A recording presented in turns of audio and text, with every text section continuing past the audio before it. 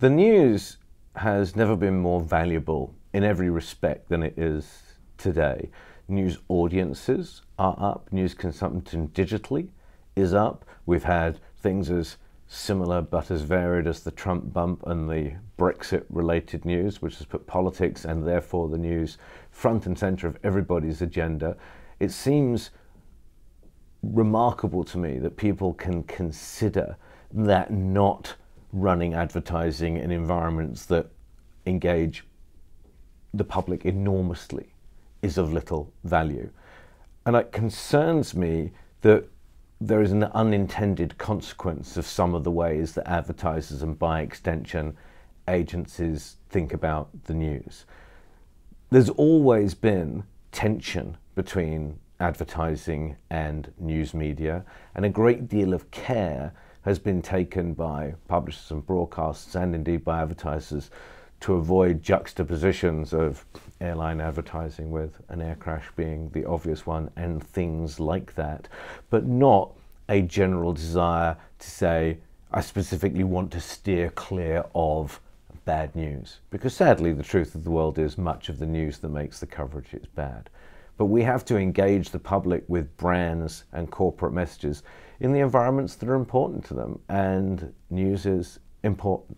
So very specifically, what people have tried to deal with is to try and find mechanisms for avoiding potential brand safety issues as they perceive it. Now, 3 years ago, no one had even heard the expression brand safety in connection with advertising.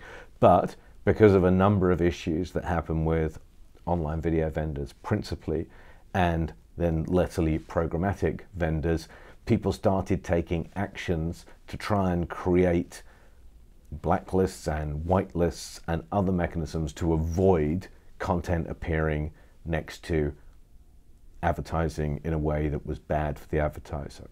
So there's two sides of that. The first side is, what is it that they're trying to avoid? And the second is that actually bad for the advertiser?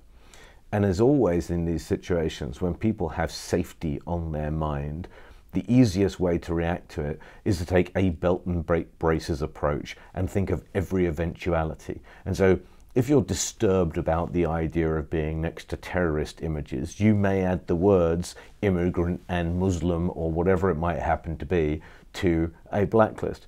This is patently absurd, mostly because almost no Muslims are actually terrorists and almost no immigrants are actually terrorists. And the idea that a whole category of content, and eventually almost all of what I would refer to as hard news, could be determined as bad news, you end up in a situation where the consumer is underserved because they're underserved because the news organizations can only produce great news if they have great funding. Advertising is a principal source of that funding, and so the net is that advertisers end up contributing to an underinformed public, and I don't see how that can be good for anyone. We speak to brands who like the idea of a news organization telling a story. Where does that stand in terms of news organizations being partners to brands in the news environment?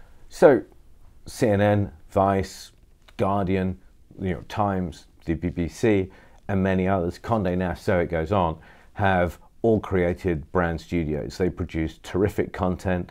It's no longer seen as the dirty end of the corridor inside the enterprise now, and great work is being done.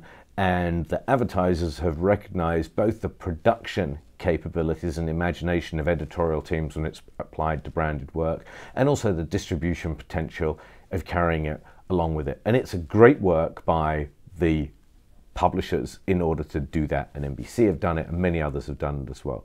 Now, clearly their motivation for doing it was to make up for a revenue shortfall. The costs of sale are high in that area, and everyone knows that.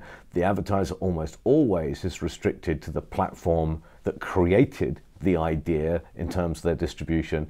So without saying it's inefficient and ineffective, it's not the most scalable form of communication. But praise everyone that's involved in it, because it is a mechanism of getting messages to consumers in the media vehicles that they value the most, and it's a mechanism to getting revenue to those vehicles that fund vital journalism. So I'm all for it. What I'm not for it is as a surrogate for advertising generally in news environments. And I think that has been undersold now by the agency ecosystem and the client ecosystem largely.